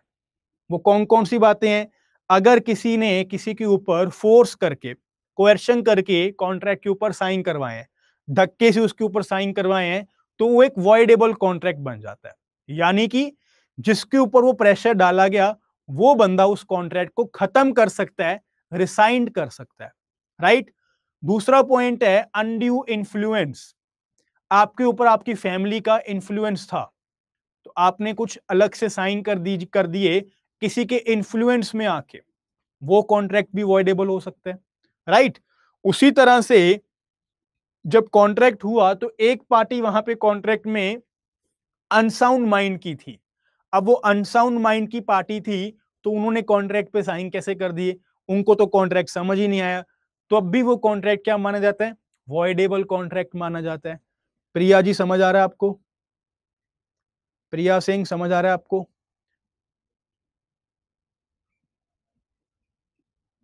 राइट। मोनिका बनर्जी, माइनर के केस में contract is always void, voidable नहीं होता वो, it is always void. There is a judgment, Mohori Bibee की जजमेंट है 1909 की, माइनर के साथ अगर कोई कॉन्ट्रैक्ट होता है तो वो एक वॉइड कॉन्ट्रैक्ट होता है। तो जब भी आपका वॉइडेबल कॉन्ट्रैक्ट होता है तो वॉइडेबल कॉन्ट्रैक्ट तो बन गया, कॉन्ट्रैक्ट है, वॉइडेबल है। अब आप चाहते हो कि मुझे इस कॉन्ट्रैक्ट को खत्म करना है, उस खत्म करने का जो राइट है, जो रेमेडी है, वो आपको एसआरए ने दी है सेक्शन 27 में। किसके रूप में, कि आप कॉन्ट्रैक्ट को रिसाइन कर सकते हो। Got it, got it everyone. Relief number, कौन सा रिलीफ आ गया अब हमारा, पॉइंट नंबर 5, 5 में आ गया कि 6 आ गया, रिकवरी ऑफ पोजेशन कौन सा है, आप लोग मुझे बताओ, लिख रहे होगे। Point number 5, very good. Void and voidable में डिफरेंस आपको इंडियन कॉन्ट्रैक्ट में पता लगेगा, वो अभी नहीं बता पाएंगे हम, मतलब बता तो भी पाऊंगा, बट अभी ये बताना है आपको। ऑलराइट, नहीं तो आप लोग टेलीग्राम पे मुझे कनेक्ट कर सकते हो। इस जो एक्स्ट्रा क्वेश्चंस है ना, जो आउट ऑफ द टॉपिक है, उसके लिए आप मुझे टेलीग्राम पे भी कनेक्ट कर सकते हो। चलो जी, another is cancellation of instruments, cancellation of instruments.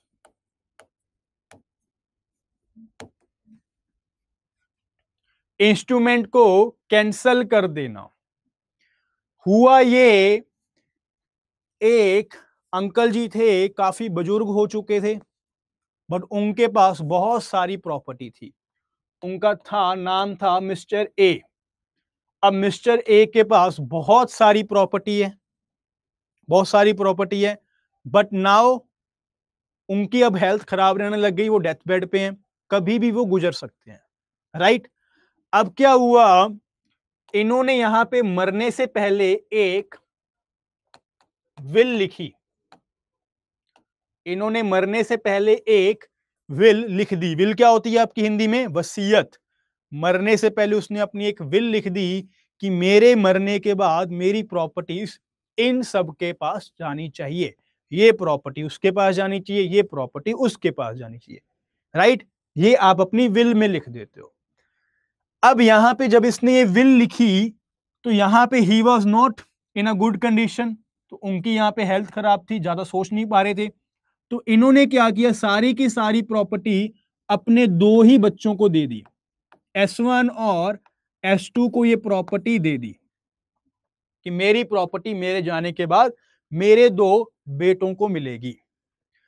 इनका एक और भी बेटा था जो कि लंदन में पढ़ रहा था, अमीर ज्यादा था, काफी पैसे थे, प्रॉपर्टी काफी थी फादर जी के पास। तो क्या हुआ, एक बच्चे को बाहर भेजा हुआ था पढ़ने के लिए, बट जब ये उन्होंने विल लिखी तो ये भूल गए कि मेरा एक और भी बेटा है जो कि लंदन में रहता है, ये भूल गए कि मेरा एक और भी बेटा है जो कि लंदन में रहता है। तो अब क्या हुआ, इन्होंने एक और विल लिख दी, इन्होंने एक और विल लिख दी, विल नंबर 2। विल नंबर 2 जहां पे इन्होंने अपना सही काम कर दिया कि मेरे 3 बेटे हैं, S1, S2 एंड S3, सारी की सारी प्रॉपर्टी इन तीनों को इक्वली मिलनी चाहिए, इन तीनों को इक्वली मिलनी चाहिए, राइट। यानी कि ये क्या कर रहे हैं कि जो यहां पे जो विल नंबर जो 1 थी वो यहां पे ऑपरेटिव नहीं होनी चाहिए, नॉट ऑपरेटिव, क्योंकि लेटर ऑन मरने से पहले उन्होंने एक और विल बना दी जो कि एक वैलिड विल है, जो कि एक वैलिड विल है। क्लियर हुई बात यहां तक?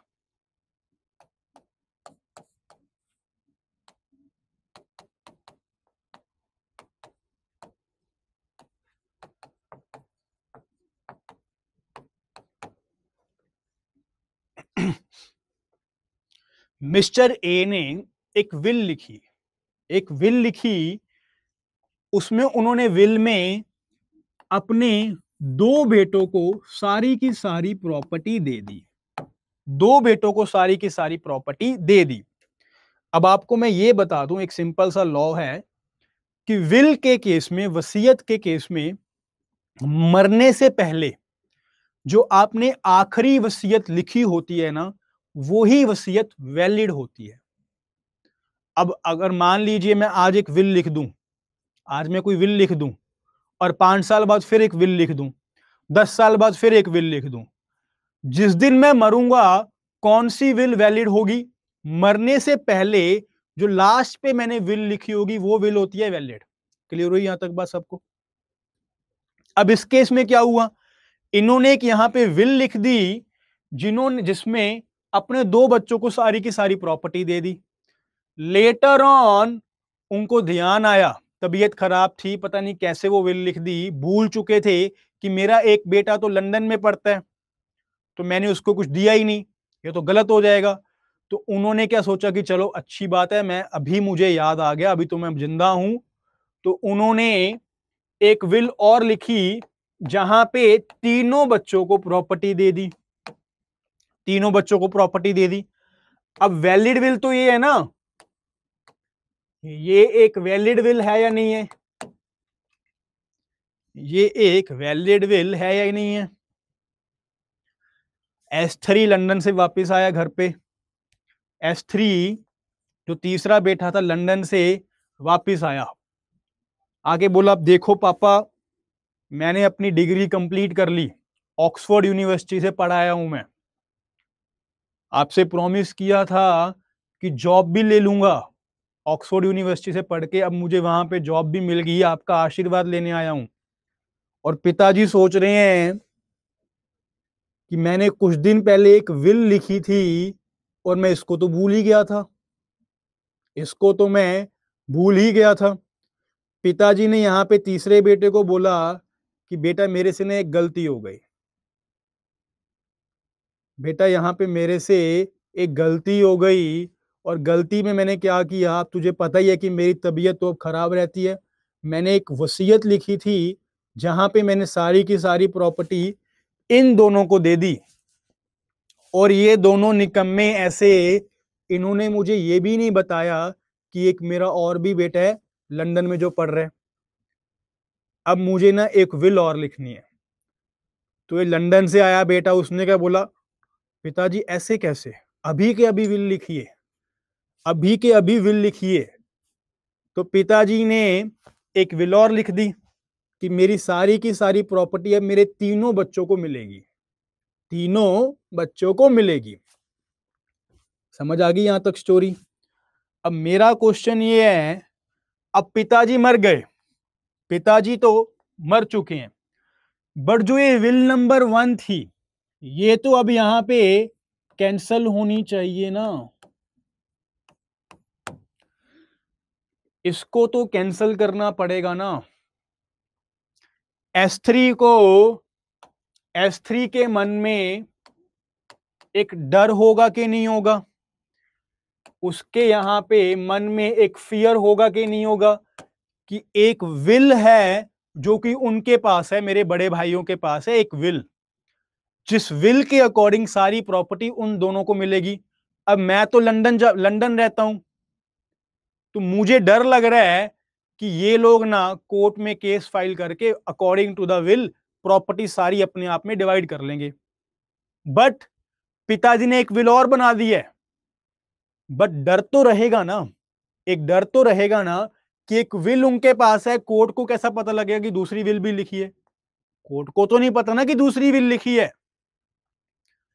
अब इस डर को खत्म करने के लिए, यानी कि जब आपको एक एप्रीहेंशन है, जब आपको एक एप्रीहेंशन है कि एक instrument, there is an instrument, यानी कि एक विल ऑलरेडी मार्केट में है, ऑलरेडी है, जिसके साथ आपको इंजरी हो सकती है, जिसके साथ आपको लीगल इंजरी हो सकती है, यानी कि आपकी प्रॉपर्टी कोई और लेके जा सकता है। जब आपको ये डर है तो सेक्शन नंबर 31 से लेके 33 of the specific relief act आपको ये बोलता है कि अब आप यहां पे जो विल नंबर 1 थी, इस डॉक्यूमेंट को कैंसल करवा सकते हो, जिस डॉक्यूमेंट के कारण आपको यह डर लग रहा है कि आपके यहां आपके राइट्स को वॉयलेट कर दिया जाएगा।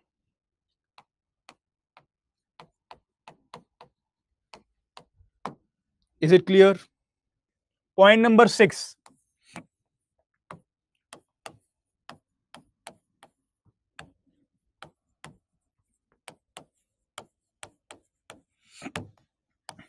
एक और आपकी रेमेडी है डेक्लरेटरी डिक्री।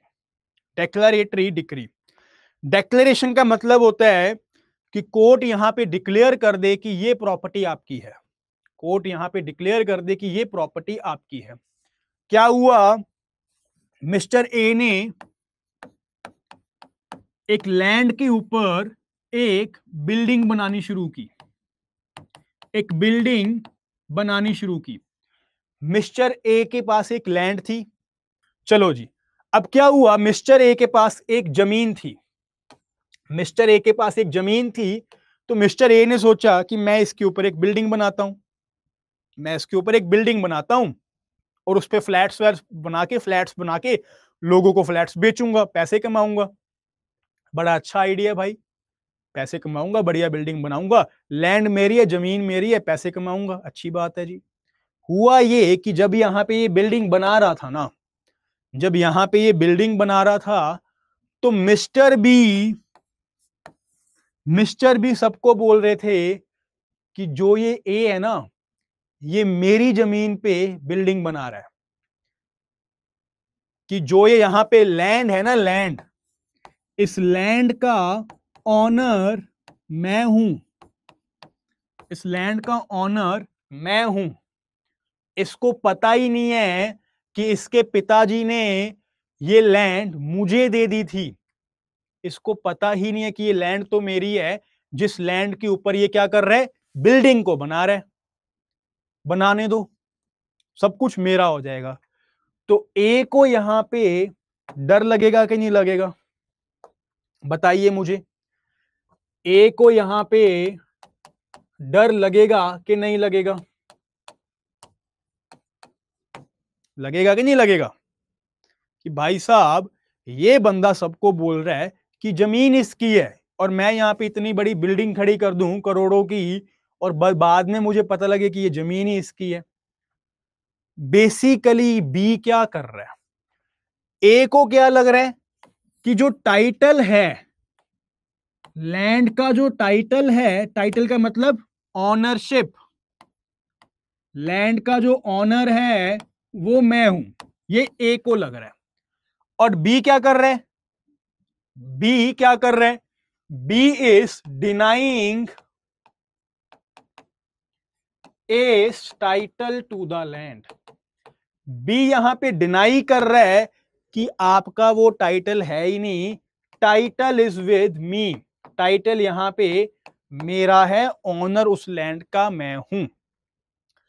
अब वहां पे उसने प्रॉपर्टी खड़ी करनी है, बिल्डिंग बनानी है, तो ए यहां पे एक सूट फाइल करेगा, ए यहां पे बी के अगेंस्ट एक केस फाइल करेगा, सेक्शन 34, सेक्शन 35, ये दोनों बात करते हैं डिक्लेरेशन डिक्री की। सूट फाइल करने का कि कोर्ट हमें यह बता दे कि इस प्रॉपर्टी का टाइटल किसके पास है, इस प्रॉपर्टी का ऑनर कौन है।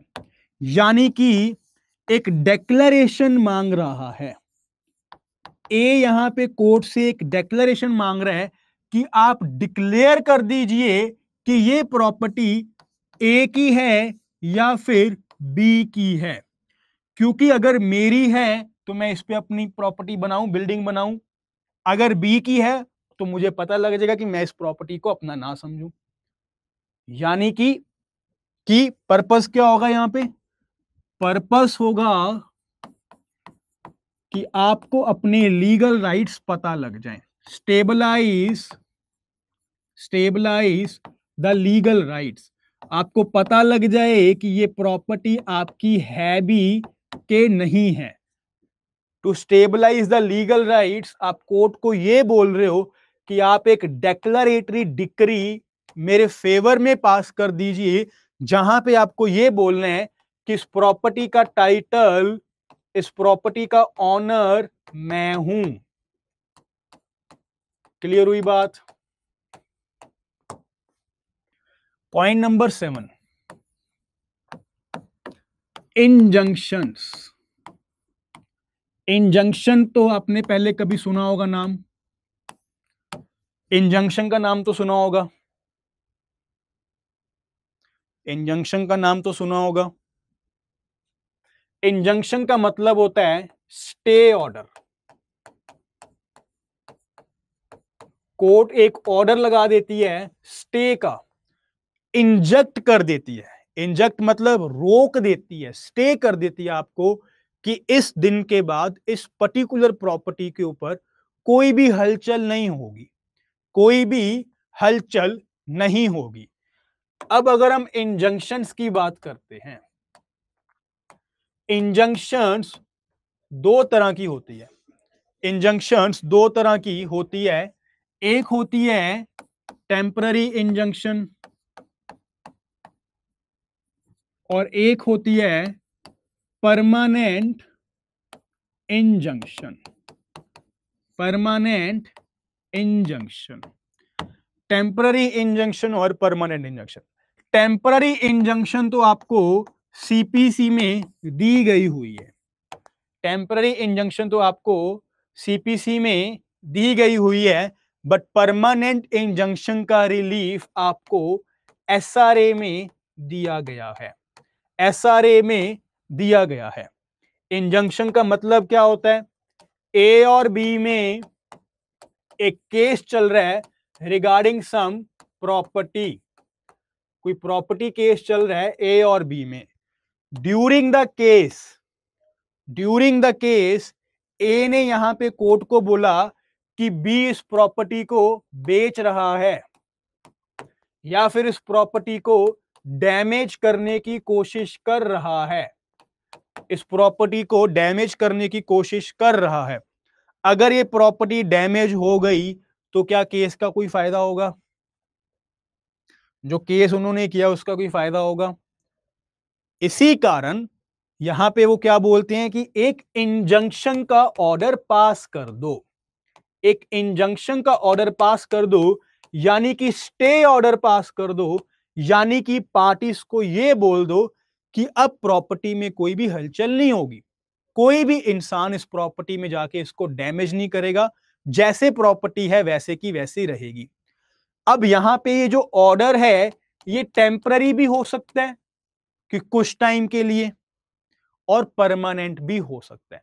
टेम्पररी ऑर्डर आपको सीपीसी में मिलता है, परमानेंट इंजंक्शन का ऑर्डर यानी कि जब डिक्री आ जाती है कि अब इस पर्टिकुलर दिन के बाद ये प्रॉपर्टी मिस्टर ए की हुई, इसके बाद बी के ऊपर एक परमानेंट इंजंक्शन का ऑर्डर लगाया जा रहा है, परमानेंट इंजंक्शन का स्टे ऑर्डर लगाया जा रहा है कि अगर बी ने इस प्रॉपर्टी को आके डैमेज करने की कोशिश की या फिर किसी और को बेचने की कोशिश की गलती से भी, जानबूझ के भी, तो क्या होगा? तो क्या होगा? बी को उस केस में सिविल प्रिजन में भी लेके जाया जा सकता है। क्लियर हुई बात? बट अगर हम एसआरए की बात करें तो एसआरए में we only talk about the permanent injunction. Got it everyone? Clear everyone?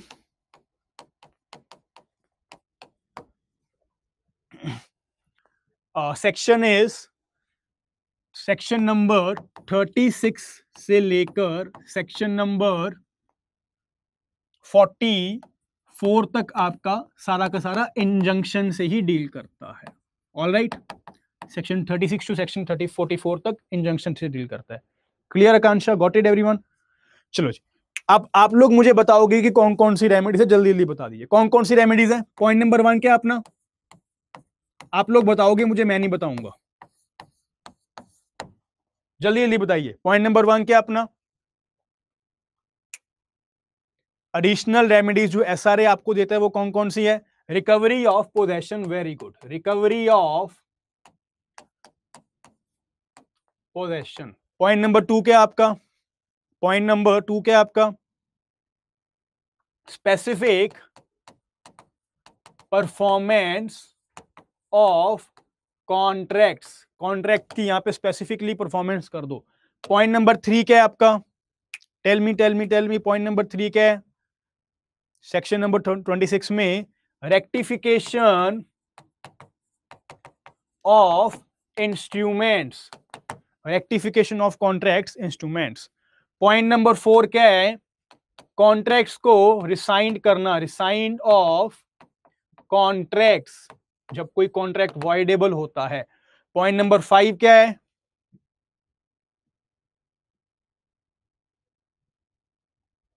Cancellation of instruments. Point number 6 क्या है? डेक्लेरेटरी डिक्री। और पॉइंट नंबर 7 क्या है? इंजंक्शंस। इंजंक्शंस। टोटल आपके जो सेक्शंस हैं वो हैं सेक्शन 44 तक आपका एसआर है। टोटल आपके 44 सेक्शंस हैं। रिकवरी ऑफ पोजेशन आपका डील करता है सेक्शन नंबर 5 से लेके 8 तक। स्पेसिफिक परफॉर्मेंस आपका डील करता है सेक्शन 9 से लेके सेक्शन 25 तक। रेक्टिफिकेशन 26 में। रिसाइंड आपका बात करता है 27 से 30 तक। कैंसिलेशन आपका बात करता है सेक्शन 31 से लेके 33 तक। डेक्लेरेटरी डिक्री बात करता है section 34 and 35। And after that section 36 से लेके सेक्शन 44 तक आपका बात करता है इंजंक्शन की। Is it clear? Everyone got it? All right then, thank you so much. I will see you again in the next class. Jai Hind.